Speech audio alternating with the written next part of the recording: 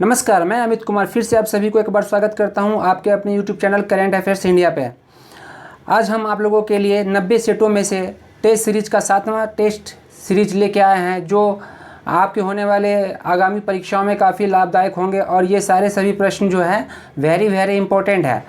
तो आज जिस प्रश्न को हम लोग देखेंगे वह मध्यकालीन भारत के इतिहास से भारत पे मुस्लिम आक्रमण, दिल्ली सल्तनत, गुलाम वंश, खिलजी वंश, तुगलक वंश, लोधी वंश और विजयनगर साम्राज्य पर आधारित होंगे। ये 100 वस्तुनिष्ठ प्रश्नों का सेट है जो आपके आगामी परीक्षाओं में पूछे जा सकते हैं। तो चलिए इसको ध्यान से देखिए। पहला प्रश्न भारत पे मुस्लिम आक्रमण से संबंधित है।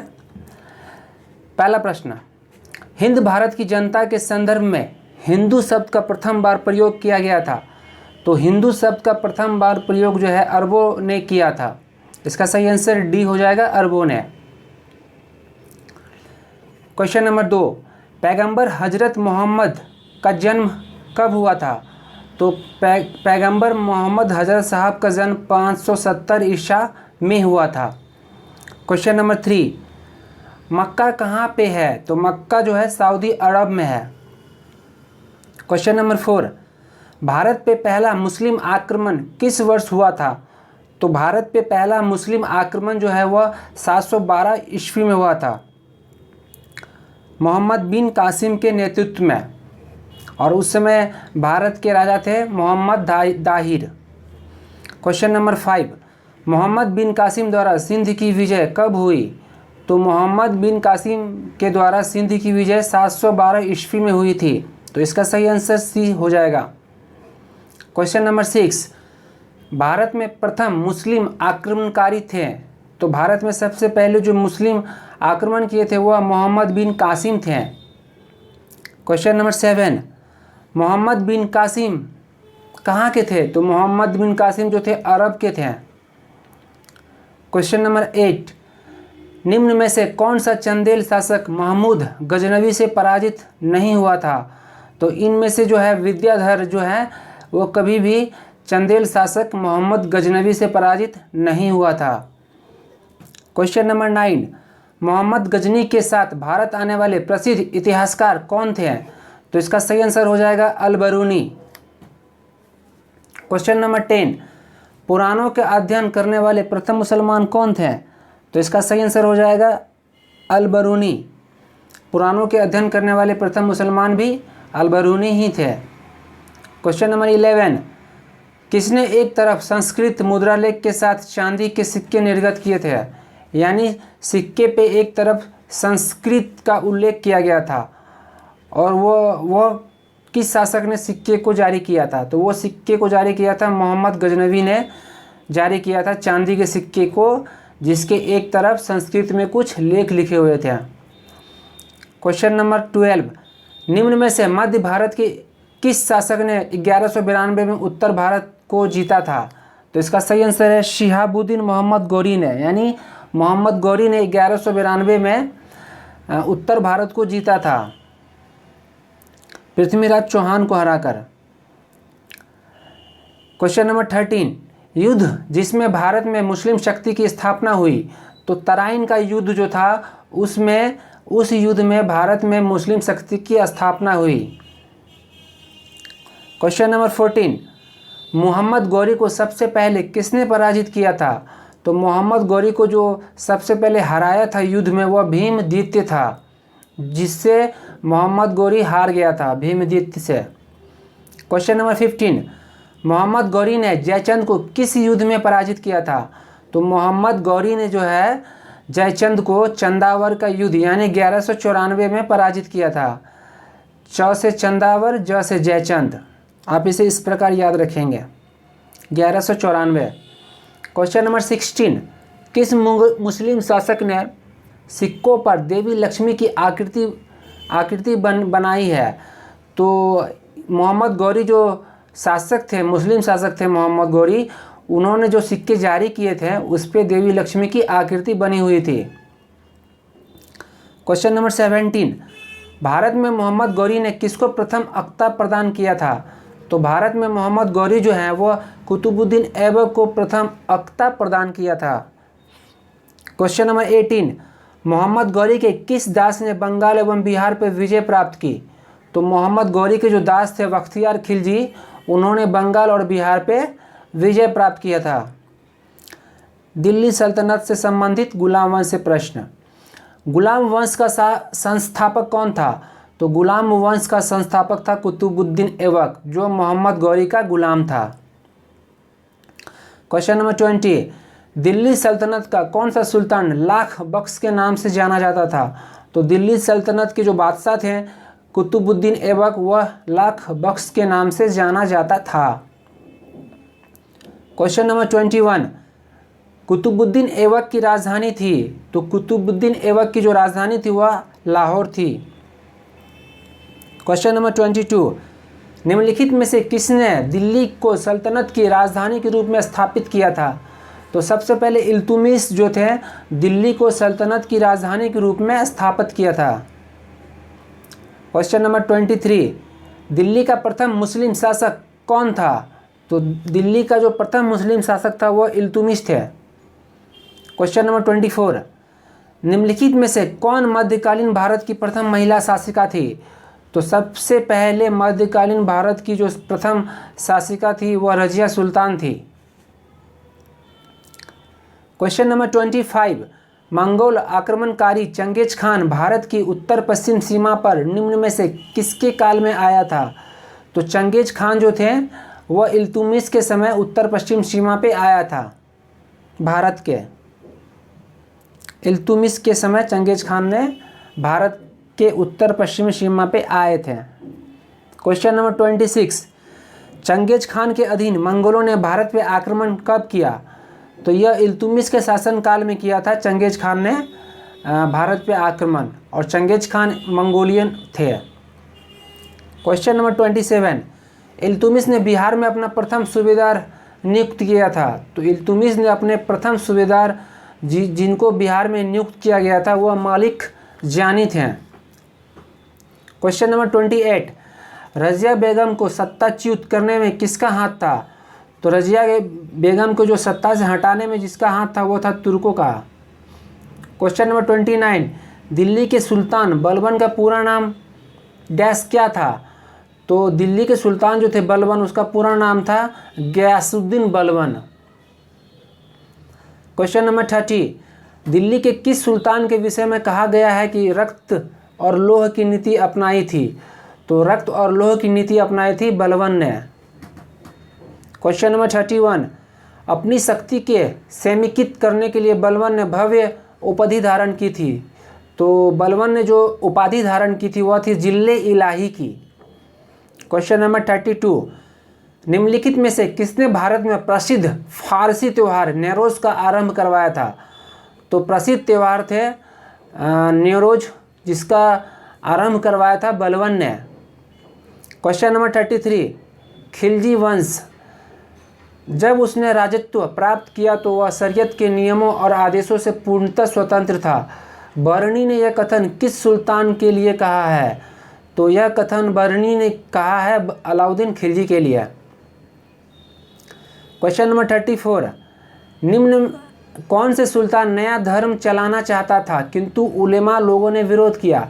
तो इसका सही आंसर है अलाउद्दीन खिलजी। अलाउद्दीन खिलजी जो थे एक नए धर्म को चलाना चाहते थे, लेकिन उलेमाओं यानी जो धार्मिक गुरु थे इन्होंने इसका विरोध किया। क्वेश्चन नंबर 35, दिल्ली के किस सुल्तान ने सिकंदर शानी की मानो उपाधि धारण की थी? तो सिकंदर शानी की उपाधि धारण की थी अलाउद्दीन खिलजी ने। क्वेश्चन नंबर 36, अलाउद्दीन खिलजी के प्रसिद्ध सेनापतियों में किसकी मंगोलों के विरुद्ध लड़ते हुए मृत्यु हुई थी? तो मृत्यु हुई थी जफर खान की। क्वेश्चन नंबर 37, रानी पद्मिनी का नाम अलाउद्दीन के चित्तौड़ विजय से जोड़ा जाता है, उनका पति का नाम क्या था? तो रानी पद्मिनी का पति का नाम था राणा रतन सिंह। जो आप एक पिक्चर भी देखे थे उसमें इनका दिया हुआ था, वो मैं नाम नहीं ले सकता हूँ। क्वेश्चन नंबर 38, अलाउद्दीन खिलजी के आक्रमण के समय देवगिरी के शासक कौन थे? तो अलाउद्दीन खिलजी के आक्रमण के समय जो देवगिरी के शासक थे वह थे रामचंद्र देव। क्वेश्चन नंबर 39, किस सुल्तान के काल में खालिसा भूमि अधिक पैमाने में विकसित हुई? तो अलाउद्दीन खिलजी के समय खालिसा भूमि अधिक पैमाने में विकसित हुई थी। क्वेश्चन नंबर 40, निम्न मुस्लिम बादशाहों में से किस एक ने मूल्य नियंत्रित पद्धति को पहली बार लागू किया? तो इसका सही आंसर है अलाउद्दीन खिलजी ने। अलाउद्दीन खिलजी ने पहली बार मूल्य नियंत्रण पद्धति को लागू किया था। क्वेश्चन नंबर 41, बाजार नियंत्रण प्रथा लागू की थी? तो बाजार नियंत्रण प्रथा लागू किया था अलाउद्दीन खिलजी ने। क्वेश्चन नंबर 42, निम्नलिखित में से किस मध्यकालीन शासक ने सार्वजनिक वितरण प्रणाली प्रारंभ किया था? तो इसका सही आंसर है अलाउद्दीन खिलजी ने। क्वेश्चन नंबर 43, तुगलक वंश। अलाउद्दीन खिलजी के निम्न सेनाध्यक्षों में से कौन सा तुगलक वंश का प्रथम सुल्तान बना? तो अलाउद्दीन खिलजी की जो सेनाध्यक्षों में से जो थे गाजी मलिक, वह तुगलक वंश का प्रथम सुल्तान बना था, गाजी मलिक। क्वेश्चन नंबर 44, किस वंश के सुल्तानों ने सबसे अधिक समय तक देश में राज्य किया? तो तुगलक वंश के जो सुल्तान थे वो सबसे अधिक समय तक भारत में राज्य किया। क्वेश्चन नंबर 45, दिल्ली सल्तनत का वह सर्वाधिक विद्वान शासक जो खगोल शास्त्र, गणित और आयुर्विज्ञान सहित अन्य अनेक विद्याओं में माहिर था? तो इसका सही आंसर हो जाएगा मोहम्मद बिन तुगलक। मोहम्मद बिन तुगलक जो थे वह खगोल शास्त्र, गणित और आयुर्विज्ञान में उनको महारत हासिल थी। क्वेश्चन नंबर 46, अमीर कोही एक नया विभाग किस सुल्तान द्वारा शुरू किया गया था? तो अमीर कोही जो थे वो मोहम्मद बिन तुगलक के द्वारा एक नया विभाग स्थापना की गई थी। क्वेश्चन नंबर 47, दिल्ली के किस सुल्तान ने एक पृथक कृषि विभाग की स्थापना की एवं फसल चक्र की योजना बनाई? तो यह भी मोहम्मद बिन तुगलक ने ही किया था, एक नया कृषि विभाग की स्थापना और फसल चक्र की योजना, मोहम्मद बिन तुगलक। क्वेश्चन नंबर 48, दीवाने कोही किससे संबंधित है? तो दीवाने कोही जो संबंधित है वह मोहम्मद तुगलक से संबंधित है।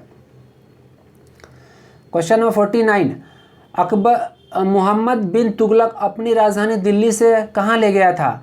तो मोहम्मद बिन तुगलक जो थे अपनी राजधानी दिल्ली से दौलताबाद ले गया था। क्वेश्चन नंबर 50, दिल्ली से दौलताबाद राजधानी के स्थानांतरण का आदेश दिया था? तो यह आदेश दिया था सुल्तान मोहम्मद बिन तुगलक ने। क्वेश्चन नंबर 51, भारत में सर्वप्रथम सांकेतिक मुद्रा का प्रचलन किया गया था? तो सबसे पहले मोहम्मद बिन तुगलक के द्वारा ही सांकेतिक मुद्रा का प्रचलन भारत में किया गया था। क्वेश्चन नंबर 52, मूर देश का यात्री इब्न बतूता किसके शासनकाल में भारत आया था? तो यह मोहम्मद बिन तुगलक के शासनकाल में भारत आया था, Ibn Battuta. Question number 53, Ibn Battuta को किसने दिल्ली का काजी नियुक्त किया था? तो इब्न बतूता को दिल्ली का काजी मोहम्मद बिन तुगलक ने नियुक्त किया था। क्वेश्चन नंबर 54, किस सुल्तान ने डाक व्यवस्था का विस्तृत विवरण दिया है? तो यह दिया है इब्न बतूता ने। डाक व्यवस्था का जो विस्तृत विवरण है वह इब्न बतूता ने दिया है। क्वेश्चन नंबर 55, धड़ी अथवा गृहकर लगाने वाला दिल्ली का प्रथम सुल्तान कौन था? गृहकर लगाने वाला दिल्ली का प्रथम सुल्तान था अलाउद्दीन खिलजी। क्वेश्चन नंबर 56, होली त्यौहार के सार्वजनिक उत्सव में भाग लेने वाला दिल्ली का प्रथम सुल्तान कौन था? तो होली त्योहारों में भाग लेने वाला जो सुल्तान था वो था मोहम्मद बिन तुगलक। क्वेश्चन नंबर 57, इतिहासकार बंदा युगी ने किसकी मृत्यु पर कहा था कि सुल्तान को अपनी प्रजा से और प्रजा को सुल्तान से मुक्ति मिल गया? तो यह कहा था मोहम्मद बिन तुगलक के लिए। क्वेश्चन नंबर 58, बेरोजगारों के सहायतार्थ दिल्ली के निम्नलिखित सुल्तानों में से किसने रोजगार कार्यालय का स्थापना किया था? तो यह किया था फिरोज शाह तुगलक ने। क्वेश्चन नंबर 59, दिल्ली का सुल्तान जो दान दक्षिणा के बारे में काफ़ी ध्यान रखता था और वो किसके लिए, इसके लिए एक विभाग दीवाने खैरात स्थापित किया था, वह था फिरोज तुगलक। दान दक्षिणा के लिए एक विभाग बनाया था जिसका नाम था दीवाने खैरात, यह बनाया था फिरोज तुगलक ने। क्वेश्चन नंबर 60, निम्नलिखित में से किस सुल्तान के दरबार में सबसे अधिक गुलाम थे? तो सबसे अधिक गुलाम जो थे वह फिरोज तुगलक के दरबार में थे। क्वेश्चन नंबर 61, सर्वप्रथम लोक निर्माण विभाग की स्थापना किसने किया था? तो सर्वप्रथम लोक निर्माण विभाग की स्थापना किया था फिरोज शाह तुगलक ने। क्वेश्चन नंबर 62, दिल्ली का जो सुल्तान भारत में नहरों के सबसे बड़े जाल का निर्माण कराने के लिए प्रसिद्ध है वह थे फिरोज शाह तुगलक। क्वेश्चन नंबर 63, हक्का शर्ब अथवा सिंचाई कर लगाने वाला दिल्ली का प्रथम सुल्तान कौन था? तो सिंचाई कर लगाने वाला दिल्ली का प्रथम सुल्तान था फिरोज शाह तुगलक। क्वेश्चन नंबर 64, दिल्ली के किस सुल्तान ने ब्राह्मणों पर भी जजिया लगाया था, यानी ब्राह्मणों पर भी जजिया कर लगाया था? तो यह सुल्तान था फिरोज शाह तुगलक। क्वेश्चन नंबर 65, निम्नलिखित में से किस सुल्तान ने फलों की गुणवत्ता सुधारने के लिए उपाय किए थे? तो फलों की गुणवत्ता सुधारने के लिए जो उपाय किए थे वह सुल्तान था फिरोज तुगलक। क्वेश्चन नंबर 66, टोपड़ा तथा मेरठ से 2 अशोक स्तंभ दिल्ली कौन लाया था? टोपड़ा और मेरठ से जो अशोक स्तंभ उठा के लाए गए थे वह फिरोज शाह तुगलक के द्वारा लाए गए थे। कहाँ पे लाए गए थे? ये दिल्ली में लाए गए थे। क्वेश्चन नंबर 67, राज्य के खर्च पे हज की व्यवस्था करने वाला पहला भारतीय शासक कौन था? तो यह था फिरोज तुगलक। फिरोज तुगलक पहला शासक था जो हज के लिए हज जाने को जो खर्च होते थे वह भारतीय शासक यानी फिरोज शाह तुगलक के द्वारा दिया जाता था। क्वेश्चन नंबर 68, दिल्ली सल्तनत के तुगलक राजवंश का अंतिम शासक निम्नलिखित में से कौन था? तो तुगलक राजवंश का अंतिम शासक नसीर उद्दीन महमूद थे। क्वेश्चन नंबर 69, तैमूर ने किसके शासनकाल में भारत पर आक्रमण किया था? तो तैमूर जो थे नसीरुद्दीन महमूद के शासनकाल में भारत पर आक्रमण किया था। क्वेश्चन नंबर 70, तैमूर लंग ने किस वर्ष भारत पे आक्रमण किया था? तो तैमूर लंग जो थे 1398 ईस्वी में भारत पे आक्रमण किया था।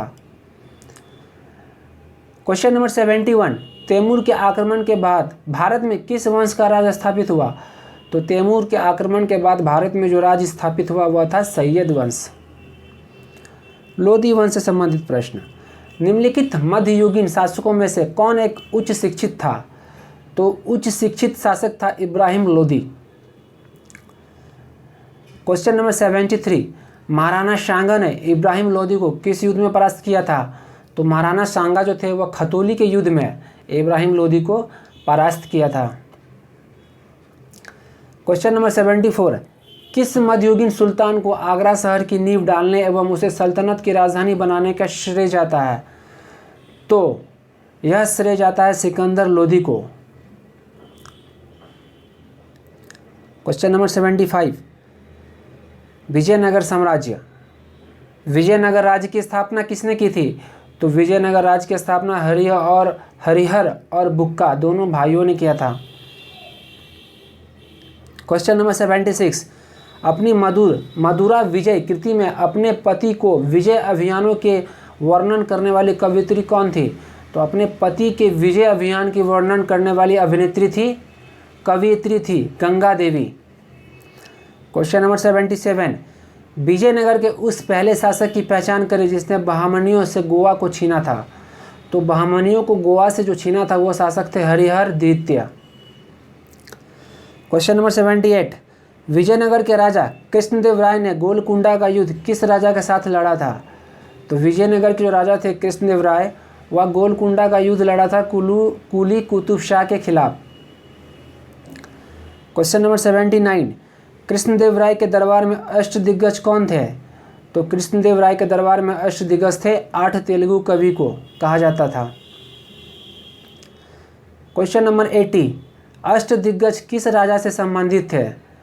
अष्टदिग्गज जो थे कृष्णदेव राय राजा से संबंधित थे। क्वेश्चन नंबर 81, प्रसिद्ध विजयनगर शासक कृष्णदेव राय के अधीन किस साहित्य का स्वर्ण युग था? तो इसका सही आंसर है तेलुगु का जो है कृष्णदेव राय के शासन के समय साहित्य का स्वर्ण युग कहा गया था। क्वेश्चन नंबर 82, अब्दुल रज्जाक विजयनगर कब आया था? तो अब्दुल रज्जाक जो थे वह विजयनगर आए थे देवराय द्वितीय के राज्यकाल यानी शासनकाल में। क्वेश्चन नंबर 83, वैदिक ग्रंथों के भाष्यकार सायन को आश्रय प्राप्त था। तो वैदिक ग्रंथ के जो भाष्यकार थे सायन, वह विजयनगर राजाओं के दरबार में रहा करते थे। क्वेश्चन नंबर 84, निम्नलिखित में से किसके राज्यारोहण को अब 500 वर्ष गुजर गए हैं। तो कृष्णदेव राय के जो है राज्यारोहण को अब तक 500 वर्ष हो चुके हैं। क्वेश्चन नंबर 85, 1565 में कौन सा प्रसिद्ध युद्ध हुआ था। तो 1565 में जो है तालीकोटा का युद्ध लड़ा गया था। क्वेश्चन नंबर 86, तालीकोटा का युद्ध के समय विजयनगर का शासक सदाशिव राय 1542 से 1572 ईस्वी था, किंतु वास्तविक शक्ति उसके किस मंत्री के हाथों में थे। तो वास्तविक शक्ति जो था वो राम राय के हाथ में था। क्वेश्चन नंबर 87, तालीकोटा का युद्ध हुआ था। तो यह युद्ध हुआ था सन 1565 में। क्वेश्चन नंबर 88, जब राजा वोंडियार ने मैसूर राज्य की स्थापना की तब विजयनगर साम्राज्य का शासक कौन था। तो उस समय वेंकट द्वितीय जो थे विजयनगर साम्राज्य के शासक थे, जिस समय राजा वोडियार ने मैसूर राज्य की स्थापना की थी, वेंकट द्वितीय। क्वेश्चन नंबर 89, विजयनगर साम्राज्य की वित्तीय व्यवस्था की मुख्य विशेषता क्या थी। तो इसका विश्व मतलब मुख्य विशेषता थी भू राजस्व। क्वेश्चन नंबर 90, होयसलों की प्राचीन राजधानी दारा समुद्र का वर्तमान नाम है। तो दारा समुद्र का वर्तमान नाम है हैलीवीड। क्वेश्चन नंबर 91, निम्नलिखित में से किस स्थान को खंडहर विजयनगर की प्राचीन राजाओं का प्रतिनिधित्व करते हैं। तो जो खंडहर है विजयनगर की प्राचीन राजधानी का वह है हम्पी, और हम्पी है ये कर्नाटक में। क्वेश्चन नंबर 92, विजयनगर के किस शासक ने चीन के सम्राट के पास अपना राजदूत भेजा था। तो विजयनगर के शासक थे बुक्का प्रथम, जिन्होंने चीन के सम्राट के पास अपना एक राजदूत भेजा था, बुक्का प्रथम। क्वेश्चन नंबर 93, प्रसिद्ध विजय विट्ठल मंदिर जिसके 56 तक्षित स्तंभ संगीतमय स्वर निकालते हैं, यह कहाँ पर स्थित है। तो यह जो है विट्ठल मंदिर हम्पी यानी कर्नाटक में है। दिल्ली सल्तनत प्रशासन। क्वेश्चन नंबर 94, सल्तनत काल के अधिकांश अमीर एवं सुल्तान किस वर्ग के थे। तो सल्तनत काल में जो अधिकांश सुल्तान हुआ करते थे तो वह तुर्क हुआ करते थे। क्वेश्चन नंबर 95, निम्न में से किस राजवंश के अंतर्गत विजारत का चरमोत्कर्ष हुआ है। तो यह जो है तुगलक राजवंश के समय विजारत का चरमोत्कर्ष हुआ था। क्वेश्चन नंबर 96, भारत के किस मध्यकालीन शासक ने इक्ता व्यवस्था प्रारंभ किया था। तो भारत के जो थे इल्तुतमिश जो थे इक्ता व्यवस्था प्रारंभ किया था। क्वेश्चन नंबर 97, सल्तनत काल के भू राजस्व का सर्वोच्च ग्रामीण अधिकारी कौन हुआ करता था। तो सल्तनत काल के जो भू राजस्व के सर्वोच्च ग्रामीण थे वह थे चौधरी, उनको चौधरी हुआ करता था, चौधरी कहा जाता था। क्वेश्चन नंबर 98, सर्व कर लगाया जाता था। तो सर्व कर जो लगाया जाता था वह सिंचाई पे लगाया जाता था। क्वेश्चन नंबर 99, जवाबित का संबंध किससे था। तो जवाबित का संबंध राज्य कानून से था। डियर फ्रेंड्स, जो लोग नए हैं प्लीज़ सब्सक्राइब कर लें। क्वेश्चन नंबर 100,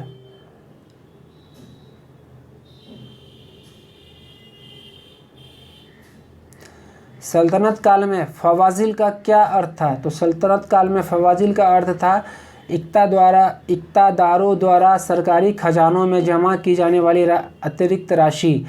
सरकारी खजानों में जो अतिरिक्त राशि जमा की जाती थी उसे फवाजिल कहा जाता था। तो डियर फ्रेंड्स, अगर यह वीडियो आपको मेरी अच्छी लगी तो प्लीज़ लाइक शेयर और सब्सक्राइब ज़रूर करें। कोई भी जानकारी देना चाहते हैं या कुछ कहना चाहते हैं हमारे वीडियो से संबंधित तो आप हमें हमारे कमेंट बॉक्स में लिखकर बता सकते हैं।